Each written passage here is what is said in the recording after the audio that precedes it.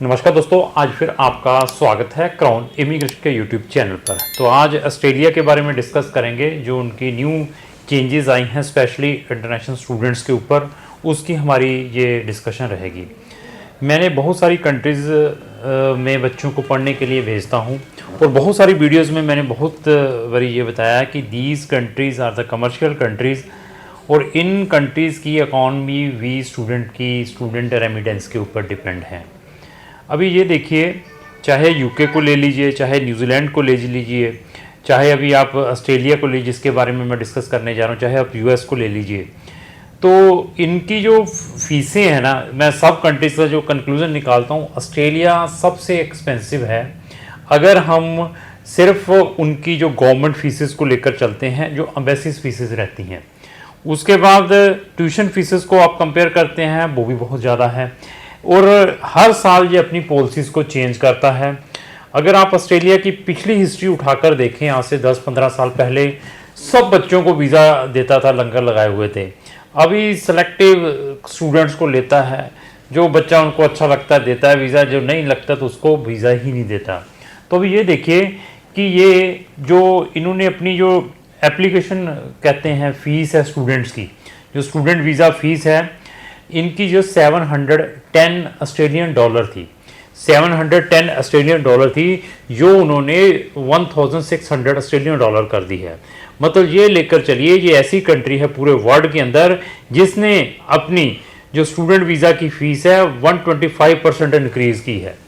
और ये देखिए, सबसे जो महंगी कंट्री है, जो सबसे ज़्यादा गवर्नमेंट फीसेस लेती हैं, चाहे स्टूडेंट वीज़ा के नाम पर है, चाहे वहाँ की आपने पीआर लेनी है, चाहे आपने अपनी कोई एजुकेशन को असेसमेंट करवाना है, सबसे महंगी मतलब जो फीसें हैं इस कंट्री की है।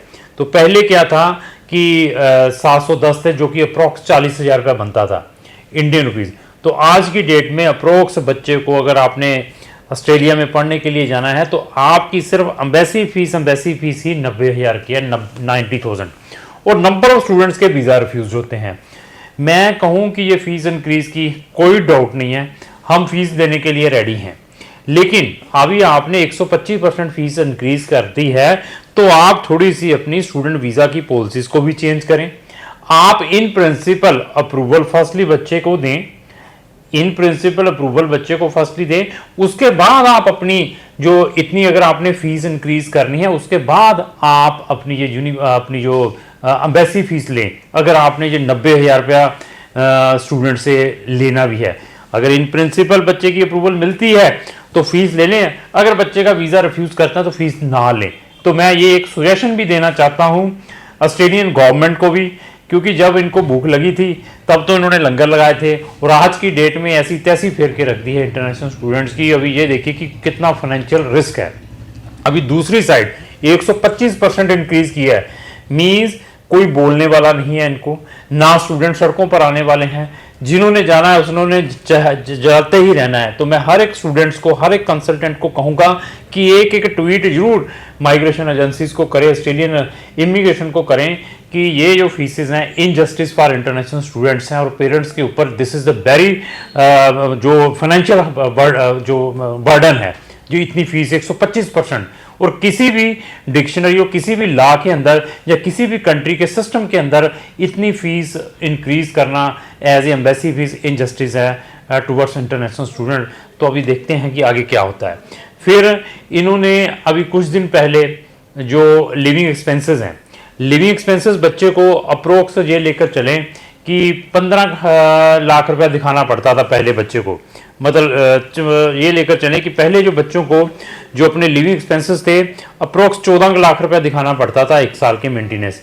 तो आज की डेट में इन्होंने वो 13.5 लाख से 16,50,000 रुपया कर दिया। मीन्स पहले जो बच्चे को लिविंग एक्सपेंसेस थे 24,505 ऑस्ट्रेलियन डॉलर पर ईयर के अकॉर्डिंग दिखाने पड़ते थे, और अभी इन्होंने 21% उसको भी इंक्रीज किया है, जो अप्रोक्स 29,710 किए हैं।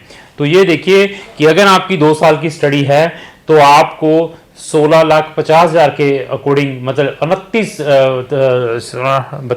33 लाख रुपया सिर्फ आपको अपने लिविंग एक्सपेंसेस दिखाने पड़ेंगे अगर मास्टर डिग्री करने के लिए जा रहे हैं। इसके अलावा आपने जितनी ट्यूशन फीस भेजी है, अगर साल की भेजी है तो इतने फंड्स दिखाने पड़ेंगे, अगर आपने 6 मंथ की भेजी है तो वो भी जो रिमेनिंग बच गए हैं वो दिखाना पड़ेगा। इंश्योरेंस के पैसे दिखाने पड़ेंगे और साथ में आपके एयर टिकट के एक्सपेंसेस दिखाने पड़ेंगे। अगर आपके डिपेंडेंट साथ में जाने तो उनके भी एडिशनल फंड्स दिखाने पड़ेंगे।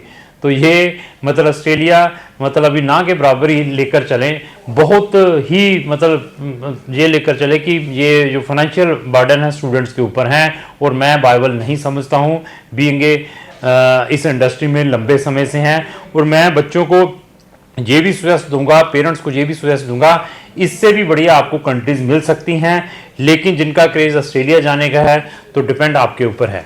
दूसरा, ऑस्ट्रेलियन गवर्नमेंट ने और भी बहुत सारी चेंजेस की हैं। हाँ, ऐसी चेंजेस इनको करनी चाहिए कि जो लूप होल थे, क्या थे कि जो विजिटर वीज़ा पर ऑस्ट्रेलिया में चले जाते थे, अभी आपका जो विजिटर वीज़ा है अनदर कैटेगरी में जो चेंज करवाना इम्पॉसिबल हो जाएगा, वो चेंज नहीं होगा। उसके ऊपर भी उन्होंने न्यू रूल्स ला दिए हैं। तो ऑस्ट्रेलिया से रिलेटेड भी मेरी प्लेलिस्ट है, स्टडी इन ऑस्ट्रेलिया।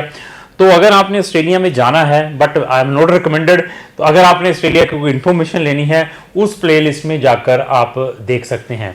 अभी ये देखिए कि 1 लाख रुपया सिर्फ एम्बेसी फीस है। हमारे पास फॉरेन में ऐसी यूनिवर्सिटीज़ हैं, ऐसी कंट्रीज़ हैं जहां पर आपकी 1 साल की 1 लाख रुपए की फीस है, इवन इससे कम।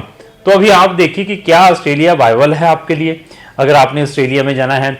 इवन ऑस्ट्रेलिया से भी स्ट्रॉन्गेस्ट कंट्रीज आपको मिल सकती है जहां पर आपको फ्री स्टडी मिल सकती है। तो कंपेयर आप करें कि आपको ऑस्ट्रेलिया जाना चाहिए या उन कंट्रीज में जाना चाहिए। जितनी फीस आपने ऑस्ट्रेलिया की लगाकर जाना है, अगर साल की 20 लाख रुपए की आपकी फीस आ रही है, 16 लाख रुपए की फीस आ रही है, 15 लाख की भी अगर फीस आ रही है, तो मेरे पास ऐसी कंट्रीज हैं जो ऑस्ट्रेलिया के इक्विवेलेंट हैं, वहां पर आप 3 साल की इतनी फीस देकर और उससे बढ़िया स्टडी ले सकते हैं। अगेन डिपेंड आपके ऊपर है आप क्या करना चाहते हैं, क्योंकि मेरे पास 100 कंट्रीज के ऑप्शंस हैं। ऑलवेज हर एक चीज को मैं एनालाइज करता हूं जब बच्चे को फॉरेन कंट्रीज में हमने भेजना है, उसके परसेंटेज क्या है, उसके फंड्स क्या है, कौन सी कंट्री इसके लिए अप्रोप्रिएट रहेगी, ये सारी की सारी चीज़ों को मैं सजेस्ट करने की कोशिश करता हूं। साथ में मैं ये भी रिकमेंड करता हूं जो इंडिया के अंदर आपको एजुकेशन मिल सकती है वो फॉरेन में इतनी एक्सपेंसिव लेने का बेनिफिट नहीं है। अभी इंडिया के अंदर बहुत सारी लीडिंग यूनिवर्सिटीज़ हैं, अच्छे अच्छे आपको प्रोग्राम्स मिल सकते हैं। तो इंडिया की ओर तवज्जो करें, इंडिया में बहुत कुछ है, फॉरेन कंट्रीज में इतने इतने पैसे लगाकर आज की डेट में बर्थ नहीं है, इसको जरूर अवॉइड करें। क्रेज छोड़ दें, आप क्रेजी हैं कि फॉरेन में जाना है, पेरेंट्स कुछ ज़्यादा क्रेजी हैं स्टूडेंट से भी ज़्यादा कि नहीं उनके बच्चे चलेंगे तो मेरे बच्चे भी फॉरेन में जाने चाहिए, क्योंकि फॉरेन की आज की डेट में लाइफ बहुत टफ है। सोच समझ कर किसी भी कंट्री में अगर आपने जाना है अपना डिसीजन लेना है। अगर आप बहुत ही ज़्यादा क्रेजी हैं, डेस्परेट हैं, आपका प्रेस्टीजियस है कि मैंने फॉरेन में बच्चे को भेजना है, टैग लगाना है फॉरेन का, तो इकोनॉमिकल कंट्री में भेजने की कोशिश करें ताकि आपको भी पता चल जाए कि बाहर की लाइफ कैसी है। तो मैं अपने चैनल पर इस टाइप की रेगुलर वीडियोस डालता रहता हूं और मेरे चैनल के ऊपर अप्रोक्स 100 कंट्रीज की प्लेलिस्टें बनी हुई हैं। किसी भी कंट्री में जाना है उस स्पेसिफिक कंट्री की प्लेलिस्ट जरूर वॉच करें। अगर आपके किसी भी दोस्त ने किसी भी फॉरेन कंट्री में पढ़ने के लिए जाना है तो उसको जो वीडियो जरूर शेयर करें। अगर आपको जो मेरी वीडियो अच्छी लगी उसको लाइक एंड शेयर करना ना भूलें। Thank you.